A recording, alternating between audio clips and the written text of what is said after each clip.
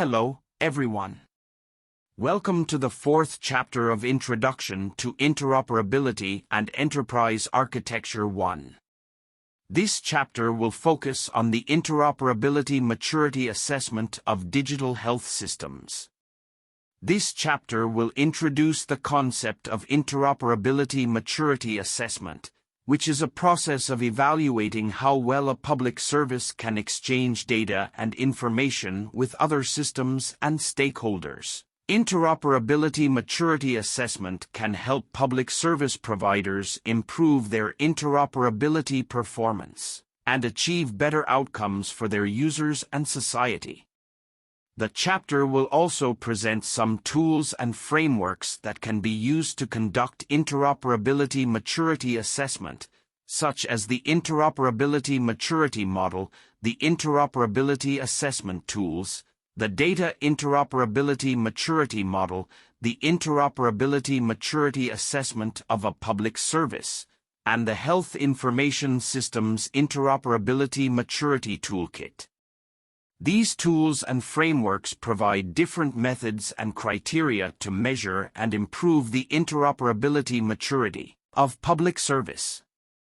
Finally, the chapter will discuss some models of interoperability maturity assessment, which are based on different dimensions and levels of interoperability. For example, the Interoperability Maturity Model defines 4 dimensions of interoperability: technical, semantic, organizational, and legal. The Interoperability Assessment Tools define 5 levels of interoperability maturity: ad hoc, opportunistic, organized, standardized, and optimized. These models can help public service providers understand their current state of interoperability and identify their improvement priorities. Here is the presentation outline. In this chapter, we will discuss the introduction to interoperability maturity assessment, tools and frameworks of the maturity assessment process, and models of interoperability maturity assessments. Let's see one by one. The first topic is Introduction to Interoperability Maturity Assessment. In this session, I will explain the overviews of interoperability maturity. Let me start by giving you some background information. What is Interoperability Maturity Model and Interoperability Maturity Assessment, and why is it important for public administrations? Interoperability is the ability of different digital health systems to exchange and use data and services across boundaries. It is important for improving health outcomes and service delivery. However, achieving interoperability is not easy. It requires coordination and collaboration among various stakeholders and aspects. A maturity model defines the key components and levels of interoperability maturity. A toolkit helps assess the interoperability maturity of a HIS using the maturity model. Interoperability Maturity Assessment (IMA) is a process of evaluating how well a public service can exchange data and information with other systems and stakeholders. It helps public administrations improve their interoperability performance, identify gaps and priorities, and align with best practices and standards. Interoperability is essential for delivering efficient and effective public services, especially in the context of digital transformation. For example, interoperability can enable better coordination and collaboration among public service providers and users, more efficient and effective use of public resources and infrastructure, more accurate and timely data for decision-making and policy formulation, more innovation and learning opportunities for public service professionals and researchers. As I have presented in the previous slide, achieving interoperability is not easy. It requires coordination and collaboration among various stakeholders, such as public service providers, policymakers, developers, and users. It also involves technical, semantic, organizational, and legal aspects of data exchange and use.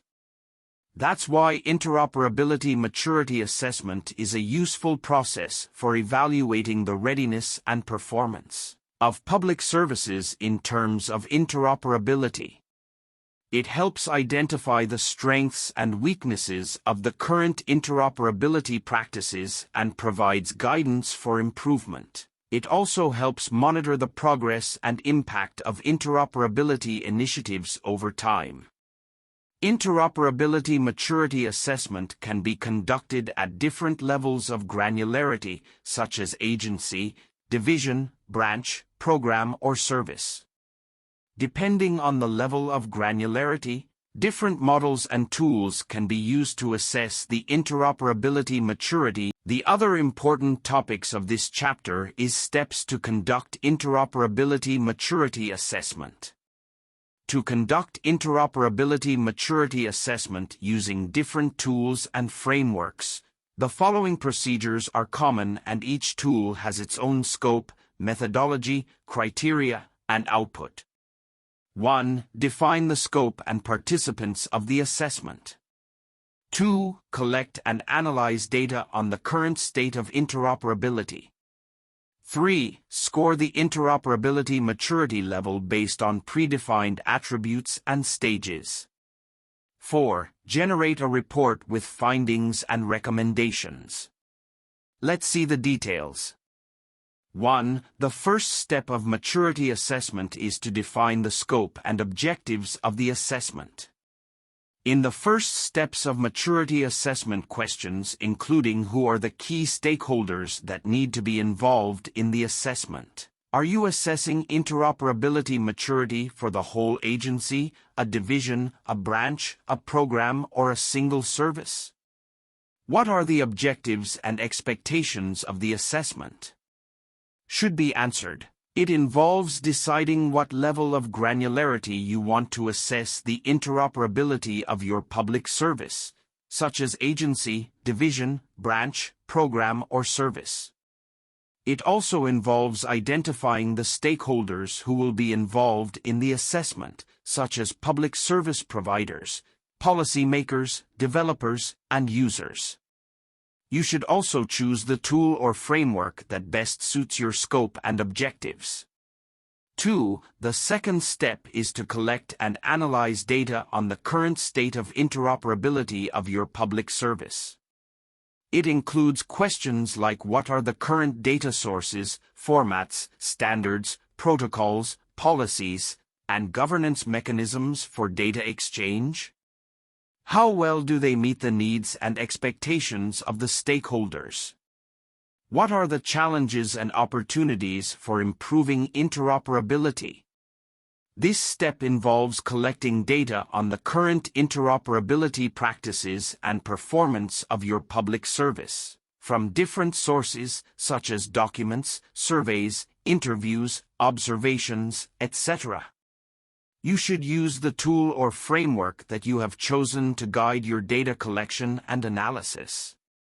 You should also consider the technical, semantic, organizational, and legal aspects of interoperability. 3. The third procedure is scoring the interoperability maturity level based on predefined attributes and stages. This step involves scoring the interoperability maturity level of your public service based on predefined attributes and stages that are defined by the tool or framework that you have chosen. For example, the Interoperability Maturity Model (IMM) defines 5 levels of interoperability maturity based on 12 attributes such as governance, standards, semantics, security, etc. You should use the scoring criteria and methods that are provided by the tool or framework to score your public service. Finally, questions like what are the attributes that define interoperability maturity, such as data quality, data governance, data security, data accessibility, data usability, etc.?